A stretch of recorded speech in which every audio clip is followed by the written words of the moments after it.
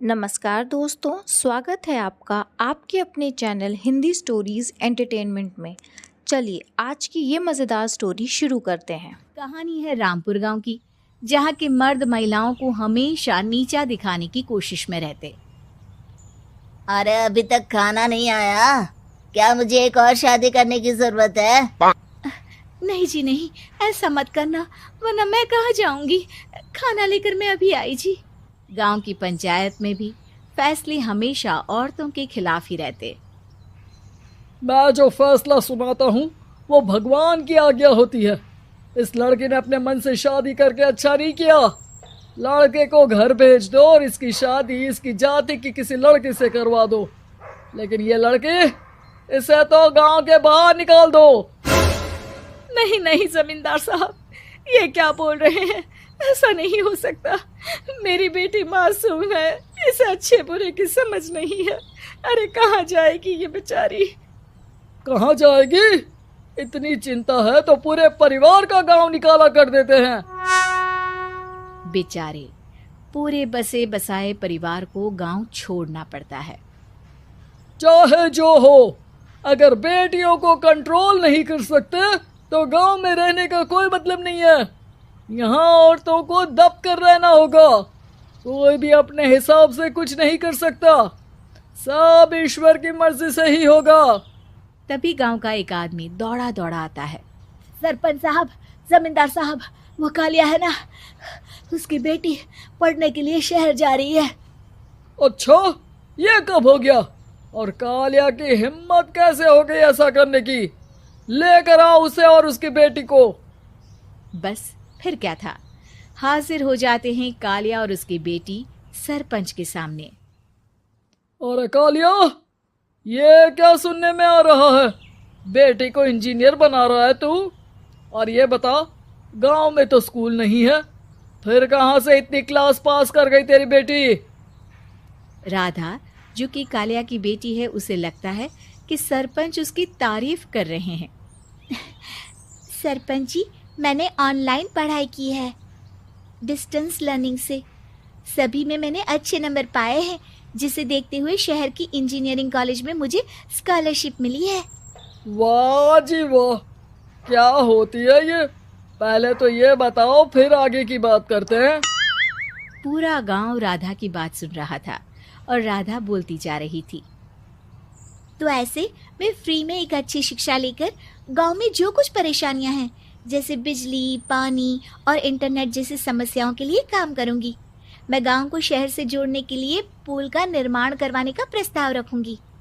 मुझे पूरी उम्मीद है कि जल्द ही हमारा गांव भी तरक्की की राह पर चल पड़ेगा। राधा की बात सुनकर सारे गांव वाले ताली बजाने लगते हैं। सरपंच को समझ नहीं आता कि वो क्या करे। चुप रह नादान लड़की, गांव के खिलाफ जाने के लिए तुझे गांव से बेदखल कर दिया जाएगा, वो भी पूरे परिवार के साथ। और हाँ, अगर ठीक से गांव में रहना चाहती है तो ये पढ़ाई लिखाई छोड़ दे। हम तेरे लिए गांव का कोई होनहार लड़का देखेंगे। तभी गांव का एक आदमी बोल पड़ता है। अरे नहीं नहीं सरपंच जी, राधा बिटिया जो बता रही है, अगर वैसा हो जाए तो हम लोगों को पैसा कमाने के लिए बाहर नहीं जाना पड़ेगा। हाँ जी, और ना ही कोसों दूर पानी के लिए भटकना पड़ेगा। हमारे बच्चे भी अच्छी पढ़ाई कर सकेंगे और आगे बढ़ेंगे, ना कि हमारी तरह खेती करते बैठेंगे।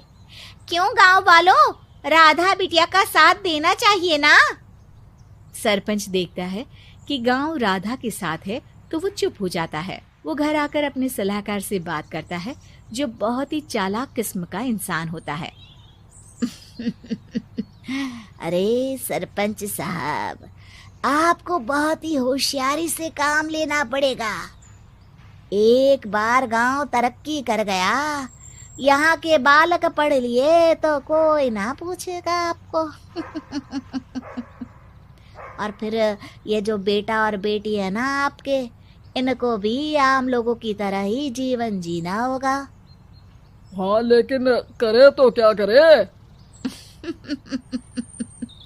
वो ना आप मुझ पर छोड़ दीजिए, बस मैं जैसा बोलूं करते जाइए। अगले रोज सुबह जब गांव वाले सोकर उठते हैं तो राधा के घर के बाहर और साथ ही वो लोग जिन्होंने राधा का सपोर्ट किया था उनके घर के आगे लाल रंग से कल आऊंगी लिखा होता है। कल आऊंगी, यह क्या होता है? अरे यह तो खून से लिखा है, लगता है कोई भूत प्रेत या चुड़ैल का साया है।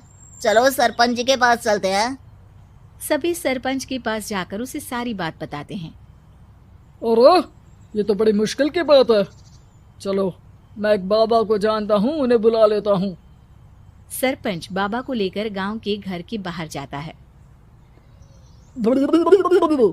ओहो, तो ये वो चुड़ैल है जो उन लोगों को निशाना बनाते हैं जो गांव को बदलने का सपना देखते हैं। वो गांव को ऐसे ही संपन्न देखना चाहती है, वो नहीं चाहती कि कोई बाहरी यहाँ का कायाकल्प करे। क्या तुम लोगों में से किसी ने गांव को बदलने की सोच रखी है? तभी राधा की माँ रोते रोते आती है। मेरी राधा घर से गायब हो गई है। अरे कोई तो बचाओ, मेरी बच्ची कहाँ गई?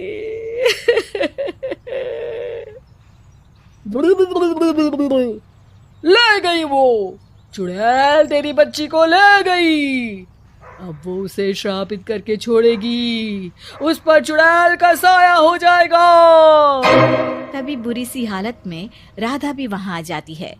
उसके बाल चुड़ैल की तरह फैले होते हैं और कपड़ों में खून लगा होता है। सभी राधा को देखकर डर जाते हैं।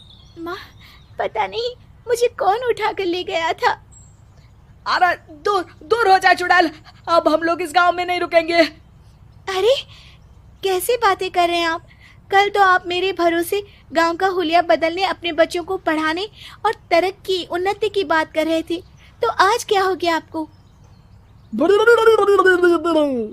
ये फिर तुम लोगों को बहकाएगी।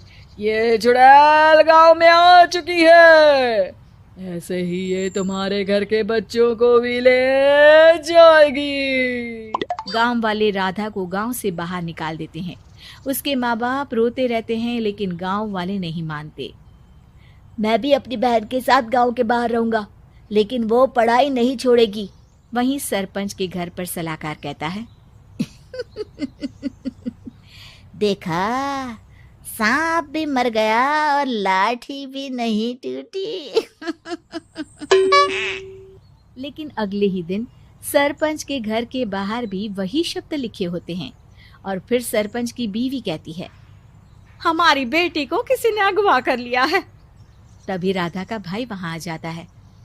अरे गांव वालों, मैंने सरपंच जी की बेटी को देखा था, वो चुड़ैल उसे उठाकर ले जा रही थी। अरे क्या मजाक कर रहे हो? नहीं नहीं सरपंच जी, आप नहीं जानते, वो चुड़ैल अब आपकी बेटी में आ जाएगी, जैसे राधा के अंदर आ गई थी। तभी सरपंच की बेटी वैसी ही हालत में वहां आती है जैसे राधा आई थी। पापा, पता नहीं कैसे मैं गायब हो गई थी। चुड़ैल, इसके अंदर भी चुड़ैल का साया है, मारो इसे। अरे नहीं नहीं, इसे भी राधा के पास गांव के बाहर ही भेज दो। अरे चुप रहो, मेरी बेटी कहीं नहीं जाएगी और चुड़ैल वुड़ैल कुछ नहीं होता है। अरे कैसे बात कर रहे हो सरपंच जी? आप तो बोल रहे थे कि आपका फैसला भगवान का ज्ञान होता है, तो अपने पर बात आई तो अब आप ऐसे बोल रहे हैं। अरे ना ना ना, आपको अपनी बेटी को त्यागना ही होगा। अरे बुलाओ बाबा को। राधा का भाई बाबा को ले आता है, जिसे अब गांव वालों के डर के कारण सच बोलना पड़ता है। मैं कोई बाबा नहीं हूँ, मैं तो मोची था। ये सलाहकार महोदय ने मुझे कहा था एक्टिंग करने को। अब वो मुझे पैसे देने वाले हैं। अब मुझे माफ कर दो। गलती हो गई, मुझे माफ कर दो। तभी वहां राधा आ जाती है। देखा सरपंच जी, जब गांव के बच्चे साक्षर होंगे तो आप जैसे लोगों की चालाकी नहीं तो चलेगी। देखा दोस्तों, शिक्षा से समझदारी आती है। उम्मीद करती हूँ आपको ये स्टोरी पसंद आई होगी, और अगर आपको ऐसी ही मज़ेदार स्टोरी सुननी है तो इस वीडियो को लाइक करें, शेयर करें और इस चैनल को सब्सक्राइब करना ना भूलें। राधे राधे।